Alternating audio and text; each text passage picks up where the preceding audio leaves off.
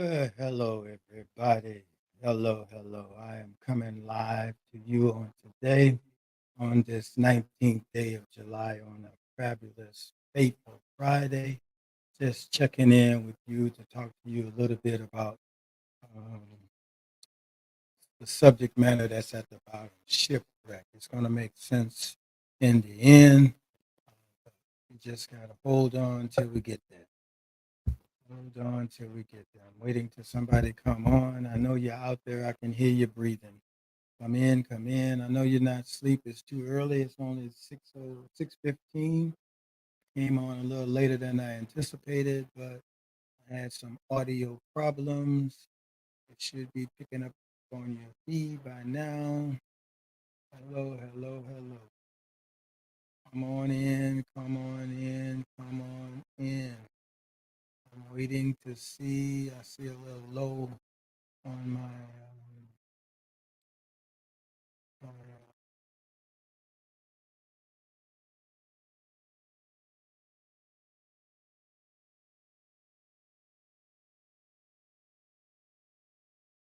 for a moment. I should be coming back. All right, there we go. We are cooking with Castorine right now.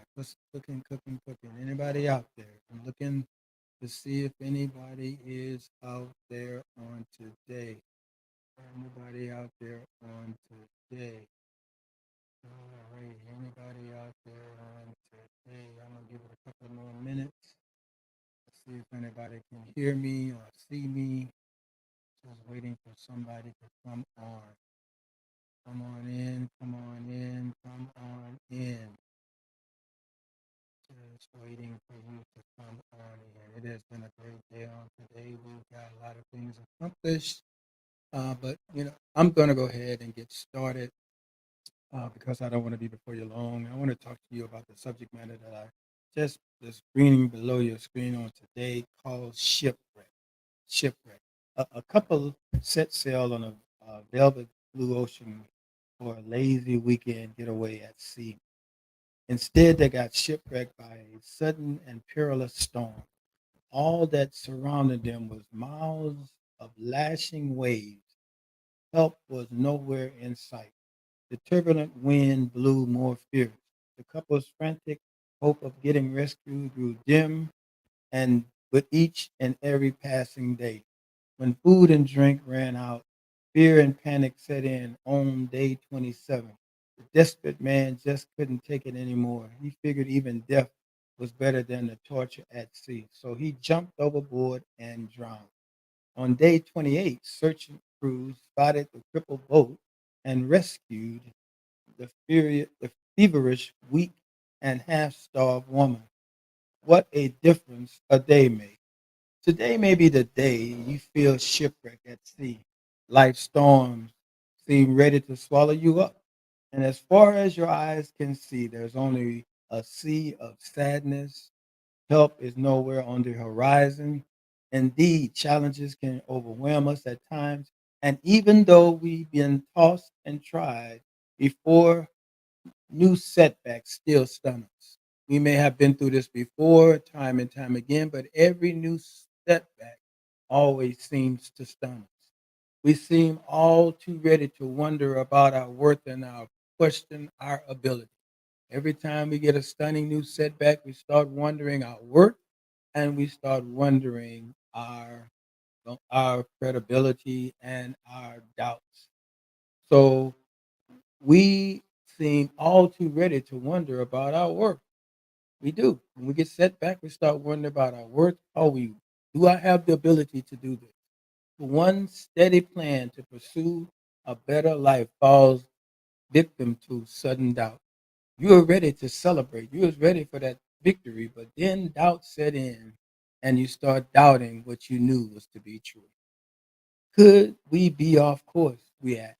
As soon as we hit a bump in the road or a crashing wave of high sea, we start wondering, could we be off course? But it is not the time to consider bailing out. In fact, there is a no better time to give into the feeling of giving up. No matter how strong the urge to abandon hope, we must cling on for dear life. Struggle with one nostril above the water if we must, but don't be swallowed up by the feeling of failure or hopelessness. I'm going to say that again. No matter how strong the urge to abandon hope, we must cling on for dear life. Struggle with one nose nostril above the water if we must, but swallow up the feeling don't be swallowed up, rather, by the feeling of failure or hopelessness. Sure, darkness will close in on your bright and happy plans now and then, but don't let it choke the life out of you because we know life can be life or your will to press on. So your compass may be broken. It seems you're drifting aimlessly. Remember, another day is dawning. Don't be found jumping overboard. Hi Daisy, just as fate prepares to toss you a lifeline, hang on. You possess rather the power to persevere through any wretched storm. So, like that analogy I started in the beginning, they got in the boat, they was shipwrecked. It was like day 27. The man got tired. It was a man and a woman, and day 27, he got tired. He said, "I'd rather die than to suffer through what I'm going through." So he jumped overboard and drowned. Day 28, the rescue boat showed up and saved the woman. She was half dead, but she was still able to be saved. That is just an indication to us. Do not jump ship too early.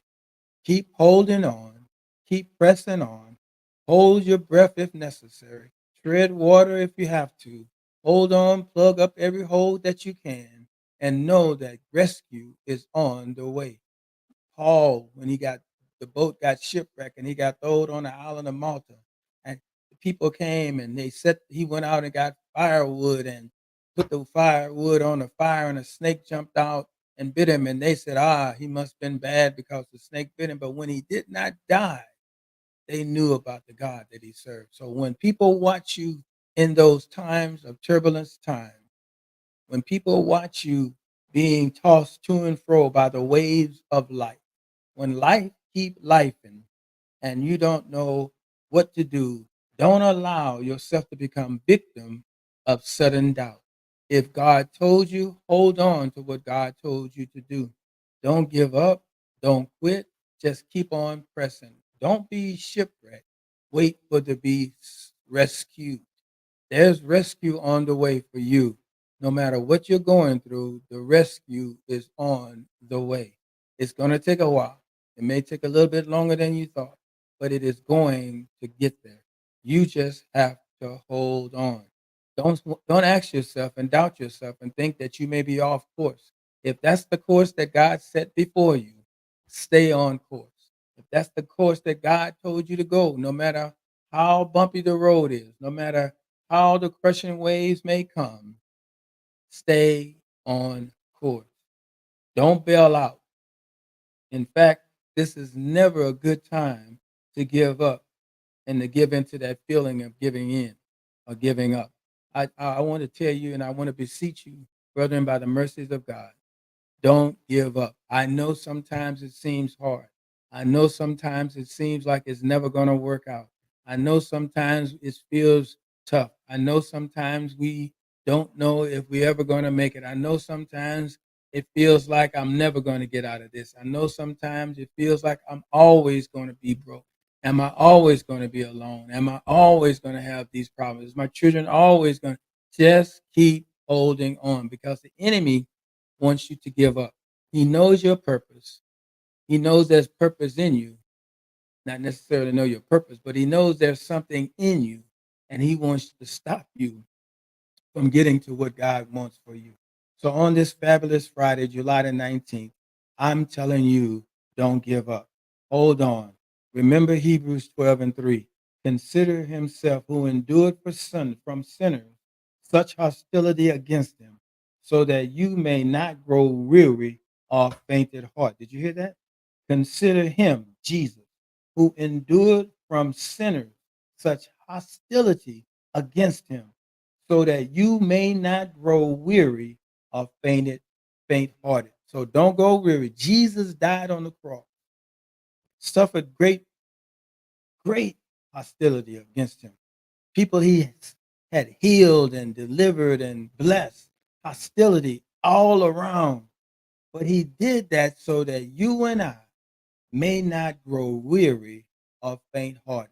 So, on today, as I prepare to close, I want you to understand, don't get weary, don't get fainted hearted, don't give up, don't jump ship, don't bail out, don't think that you're going down the wrong path. If God sets you on that course, God will get you. Think about this. When Jesus got into the boat with the disciples, he said to them, let's go to the other side. Then he went to sleep. Why did he go to sleep? He went to sleep because he had already declared what he was going to do, and that was go to the other side. God has told you what he's going to do in your life. Go to sleep, fluff up your pillow, go to sleep, because you're going to get to the other side. I love you. I pray that this has been a blessing to you. Thank you for being on, Daisy, and taking notes as always. Thank you, Henrietta.